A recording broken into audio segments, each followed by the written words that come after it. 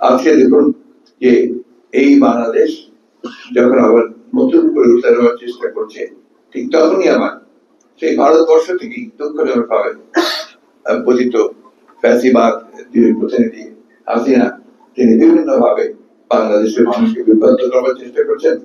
বাংলাদেশের এই যে একটা অর্জন, আপনার একটা নতুন দেশ নির্মাণ করবার যে সুযোগ সৃষ্টি হয়েছে সেটাকে আবার ব্যাহত করার চেষ্টা করছেন।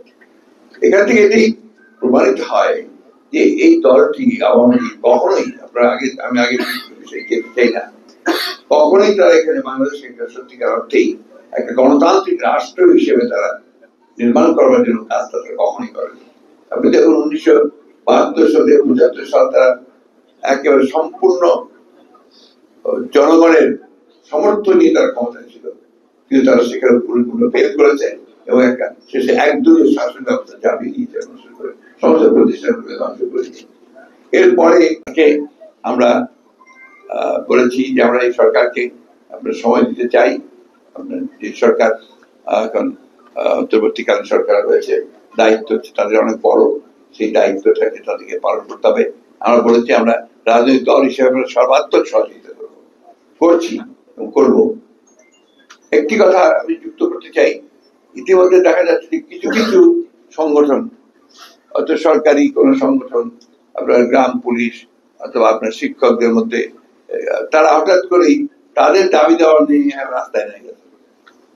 এতদিন তারা কোথায় ছিলেন?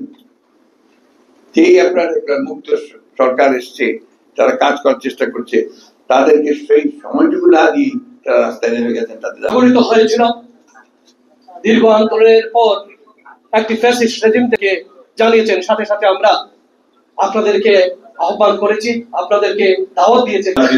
নির্বাচিত সভাপতি জনাব আব্দুল কাইয়ুম চৌধুরী, দলের সম্মানিত মহাসচিব, আজকে আপনারা দয়া করে আপনাদের নিজ নিজ আসন গ্রহণ করুন এবং আমাদের সিলেটবাসীর দীর্ঘ এক যুগ ধরে অপেক্ষা করছে বিএনপির কেন্দ্রীয়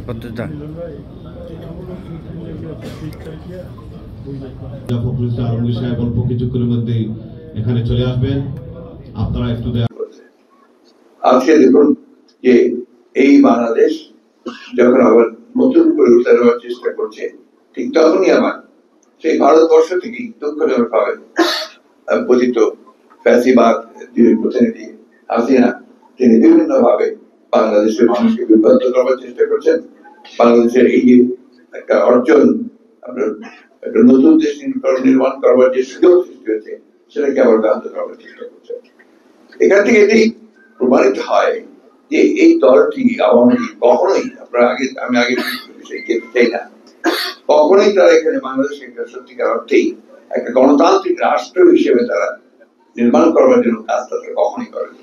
আপনি দেখুন 1972 সালে 75 সাল তারা একেবারে সম্পূর্ণ জনগণের সমর্থন নিয়ে তারা ক্ষমতায় ছিল, কিন্তু তারা সেখানে পরিপূর্ণ ফেল করেছে এবং একটা শেষে একদলীয় শাসন ব্যবস্থা চাপিয়ে দিয়েছে, সমস্ত প্রতিষ্ঠান